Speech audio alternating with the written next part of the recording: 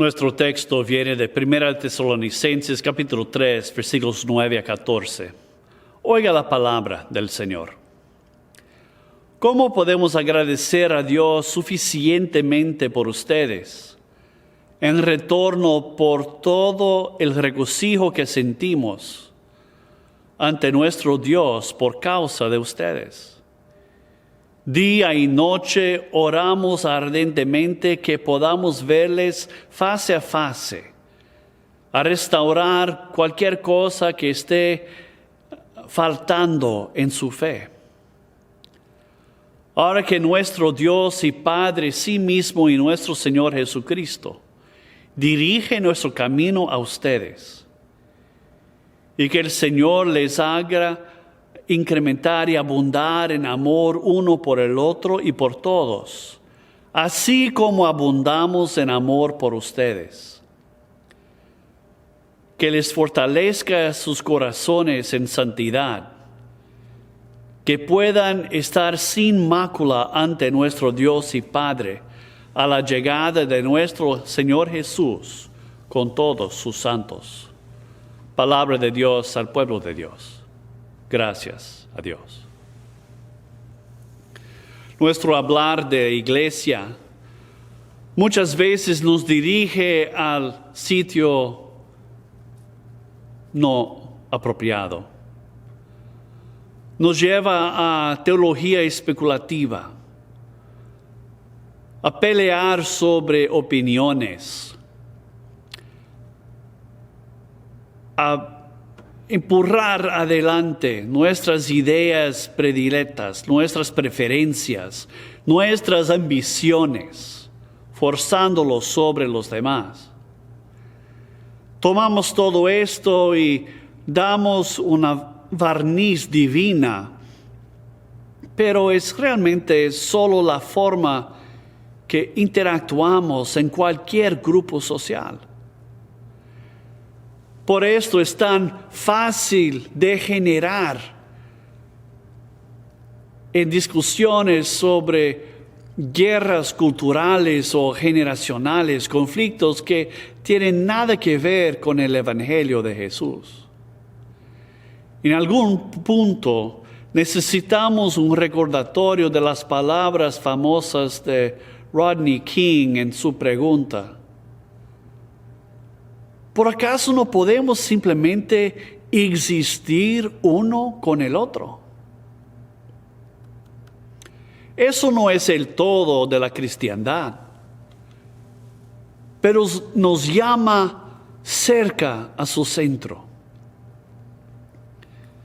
¿Cuánto de nuestra fe cristiana da vuelta sobre la noción de desear comunión, compañerismo uno con el otro? Me gusta pensar que el sermón es la parte central de cualquier reunión de iglesia. Es lo que yo aprendí creciendo, es lo que me dirigieron a pensar a lo largo de mi educación teológica de seminario. Es la razón que dediqué mi energía preparando seminaristas y alumnos en programa de extensión teológica para predicar en iglesias locales. Es la razón que decidí allá en mis época de universidad a no seguir un curso de música, no importando lo cuánto yo deseaba y regocijaba en la música, en cantar y en dirigir. No quería ya que me dijeran cuánto les gustaba mi cantar. Quería que escucharan el mensaje de la música que estaba cantando. Por otro lado, yo decidí enfocar en la predicación y enseñanza mientras estaba sirviendo como ministro de música. Yo encontraba muchas formas a dirigir la reflexión de mis coros a la importancia del mensaje que cantábamos. Reconocía la importancia de la música para aquellos que se reunían, la importancia en la experiencia de participación en la iglesia. Pero yo reconocí que iba al campo misionero y había decidido que la opción mía para escoger una iglesia en base de su programa de música era dentro de mi carrera educativa. También reconocí que cuando yo hice tal elección, que eso no me satisfacía como yo esperaba. Yo me encontraba alrededor de gente que estaban participando en muchos ritos y rituales de la iglesia, cosas que yo había considerado indignos, cosas vacías por su rutina. Llegando al seminario me deparé con la realidad de que esas cosas que yo había pensado que no eran dignas de mi atención, podrían servir y no tenían que ser vacías. Podían provocar una reflexión más ardua, más intensa. Descubrí que lo que hacíamos en la iglesia podía ser variado. Podía incluir baile interpretativo. Podía utilizar artes gráficas. Podía ser que no era simplemente la música la única arte a ser aplicado a la vida y el servicio de fe de una comunidad. Ser iglesia podía incluir mucho, mucho más. Mi tradición me había enseñado que la razón de existir de la iglesia era para llamar pecadores y encaminarlos al cielo. Pero había problema con esa comprensión. Ya cuando uno estaba encaminado al cielo, ¿luego qué? ¿Será que Jesús no tenía nada más que decir a no ser arrepentí? Pida perdón de sus pecados para ser salvos. Las epístolas de Pablo a las iglesias que dejó para atrás no tenían un enfoque exclusivo en el evangelismo. Casi no lo mencionaba. Eran sobre vivir en comunidad como hijos de Dios.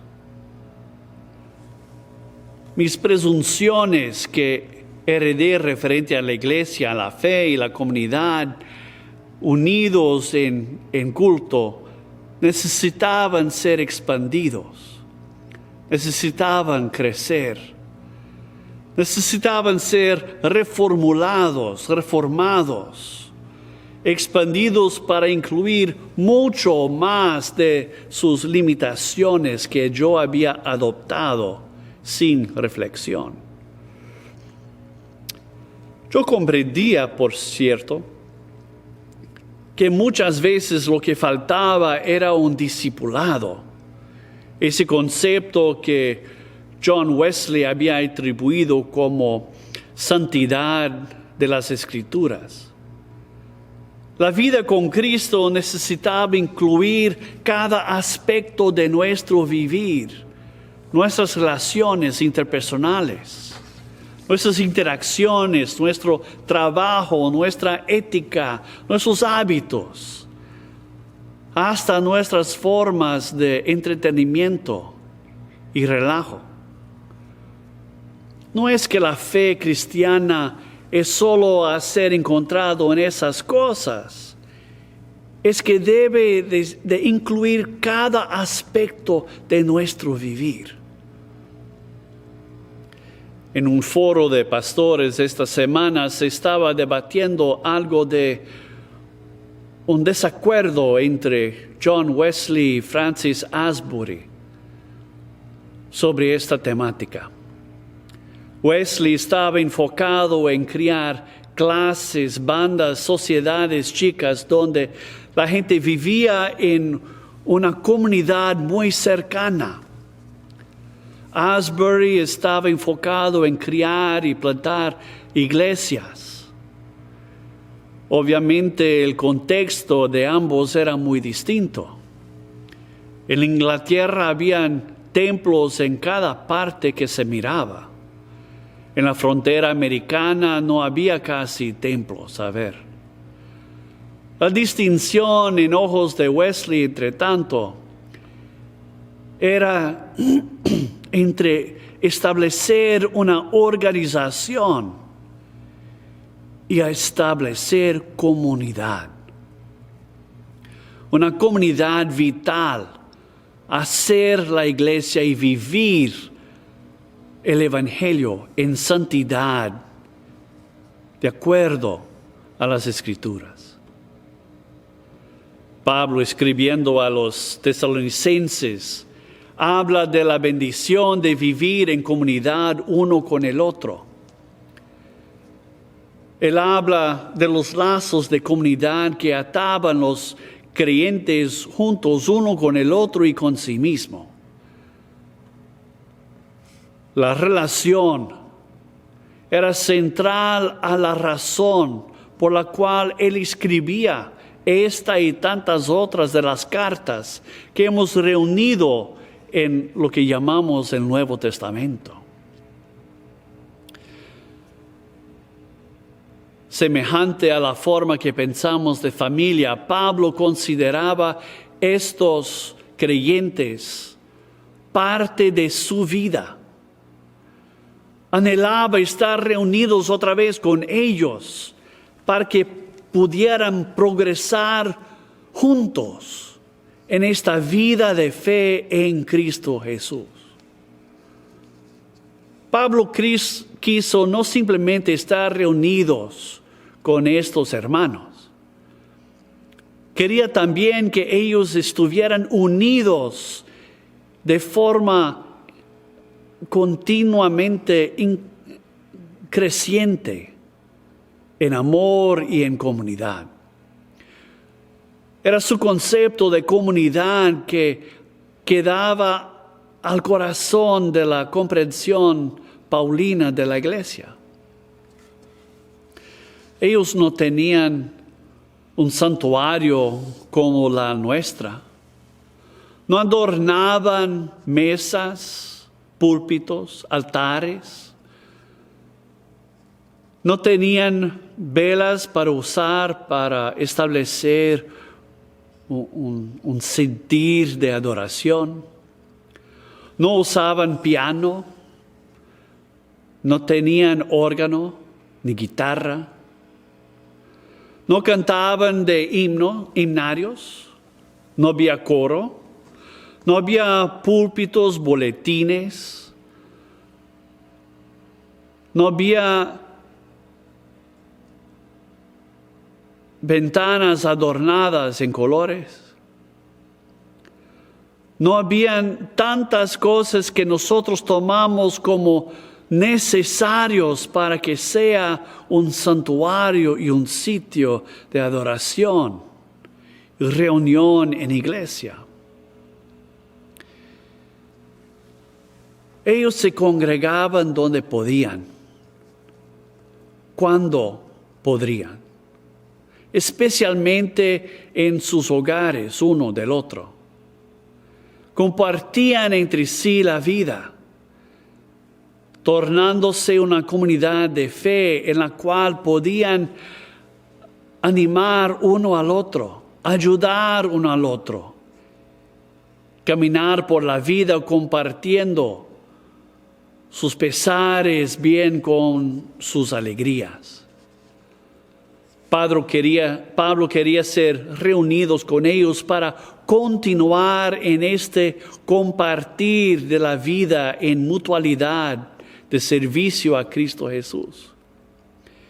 Quería continuar enseñándoles, guiándoles, pero también a compartir con ellos en la alegría de pertenecer juntos como un cuerpo, una comunidad de fe, una gente juntada bajo el amor y la gracia de Dios.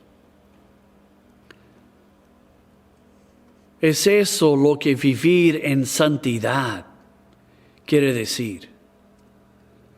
Es en gran parte sobre dejar de lado la obsesión mundana con el yo, para que vivamos en comunidad uno con el otro. Es en gran parte lo que yo estaba perdiendo en mi comprensión de iglesia al crecer. Comunidad y participación mutua era lo que yo tenía en mi familia misionera. Nos dividíamos para ir nuestros propios caminos los domingos para ir a la iglesia, iglesias variadas, como si nuestra vida compartida no fuera iglesia. Era iglesia, solo que no lo llamábamos así. Estábamos unidos con una misión bajo la bandera de Cristo, bajo el amor, la comprensión de Dios. Nos unía como un cuerpo, independientemente de dónde vivíamos y dónde servíamos. Mi alegría mayor como niño era una vez al año cuando nos reuníamos, todos los colegas de mis padres, misioneros en Brasil, para congregarnos una vez al año, que para mí era una alegría como si fuera yo en una reunión entre mi familia extendida, donde yo me encontraba siendo aceptado, amado, bienvenido, sintiendo el gozo y la alegría de participar en el cuerpo de Cristo. Vivir en comunidad bajo Cristo, esto es ser la iglesia. Independiente de todas las contribuciones que todas las demás partes de nuestras reuniones, de la forma que contribuyen a nuestra vida, somos llamados a ser un cuerpo. Lo demás, la predicación, la oración, el cantar, las alabanzas y tantas otras cosas que utilizamos son ayudas, apoyan a la vida en comunión, en comunidad, en servicio a Dios. Pero es en esta comunión que llegamos a ser el cuerpo de Cristo unido. ¿Hasta cuándo llegaremos a desear esta comunión de forma suficiente que compartirlo con la vida a nuestro alrededor se torne central a nuestro ser, la iglesia de Cristo Jesús?